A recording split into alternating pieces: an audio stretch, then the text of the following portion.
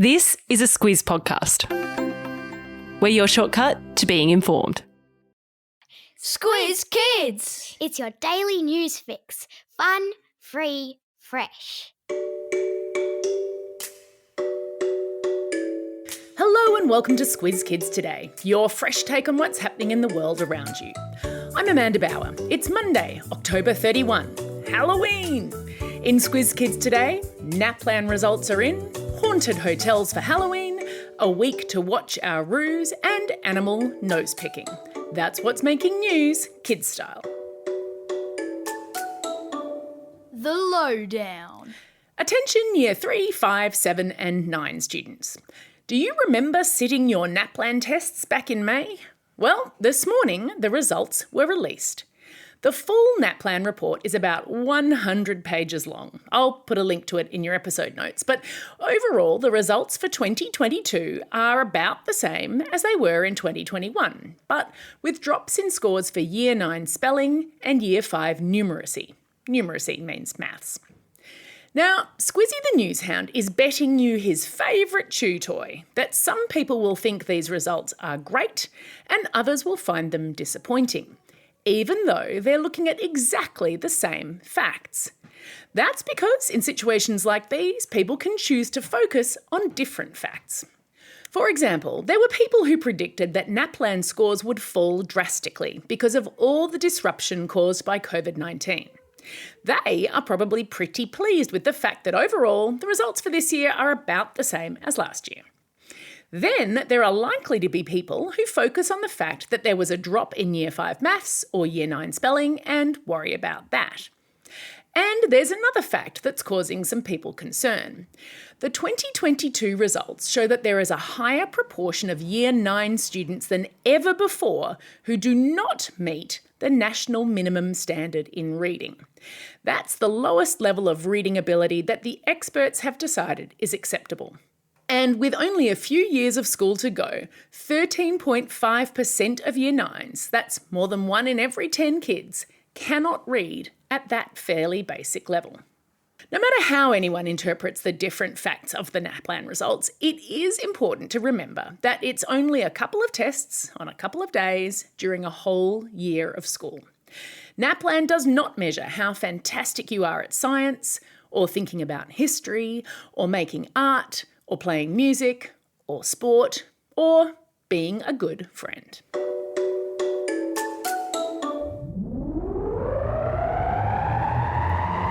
Spin the globe. Each day we give the world globe a spin and find a news story from wherever it stops. And today we've landed in the United States of America, where people completely different from me are celebrating Halloween by booking themselves into hotels that claim to be haunted. Now, I don't know about you, but I'm the kind of person who has never liked being scared. Ghost stories, I hate them. Horror films, no thank you. Roller coasters that make you feel like your stomach's coming out of your mouth. Why? But the fact that horror films, ghost stories and roller coasters exist means that some people really do like the rush of being terrified. And it's those people who stay in hotels that this Halloween have been advertising that they are allegedly haunted. Allegedly means that someone claims something to be true, but it hasn't been proven. There's the Biltmore in Florida, which apparently has the spirit of a gangster called Thomas Fatty Walsh, who was shot decades ago at a party on the 13th floor. Or the Crescent Hotel in Arizona, where the many ghosts roaming the hall apparently include Morris the cat. I'll put a link in the episode notes to the full list. Read it if you dare.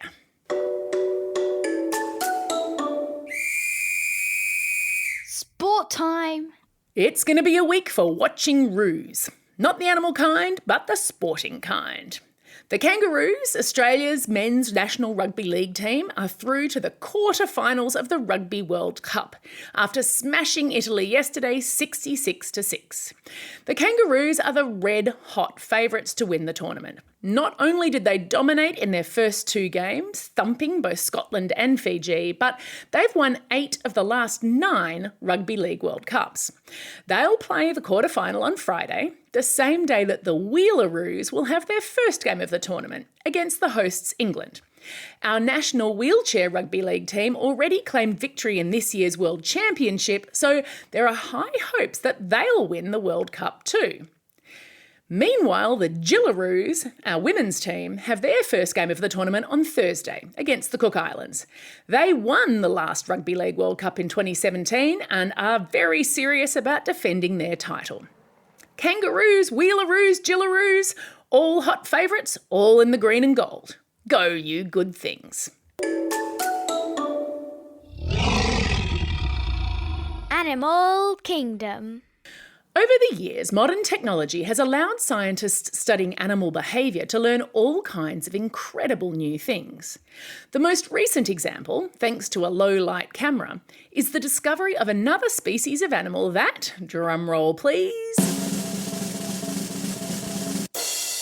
picks its nose and eats it. And this particular animal, the nocturnal lemur from Madagascar, has evolved to have a middle finger that nose-picking humans can only dream of. Scientists already knew that the super long, super skinny finger was used to tap on wood, listen if it was hollow, and then scoop out delicious grubs inside.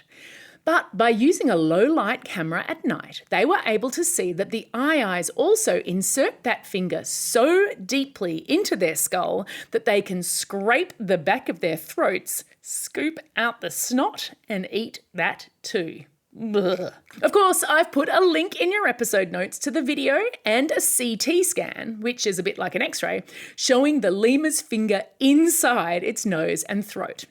And to those whose stomachs are easily turned, I'm sorry. Time for the quiz. This is the part of the podcast where you get to test how well you've been listening. Question number 1. What are the names of our 3 National Rugby League World Cup teams? That's right, it's the Wheelaroos, the Kangaroos and the Gillaroos. Question number 2. Scientists have just discovered that which type of primate picks its nose and eats it? You got it, it's the lemur. And question number 3. Thrill seekers in America are booking themselves into what this Halloween? Yep, haunted hotels.